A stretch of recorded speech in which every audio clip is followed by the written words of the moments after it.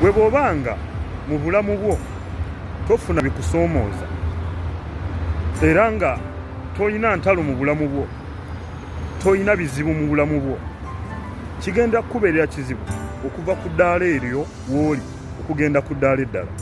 Kubanga entalo, ebizibu oba ebitusoomooza bye bimu ku bitupuusinga okuva ku ddaala we tuli ogenda ku ddaala eddala. Mu bulamu bwo bw'obanga tolina bibuuzo, ng'omuntu bwe yadda awo ne yeebuuza n'agamba nti naye okusula ku ttaka nga wanyiga, ki kye nnyinza okuyiiya ne mba nga nsobola okusula wagonfu, n'ayiiya okukola omufaliso. Buli bw'otaba na bibuuzo mu mutima gwo, buli bw'otaba na bibuuzo mu bulamu bwo, kigenda kubeerera kizibu okunoonya ansa era okugiteekawo.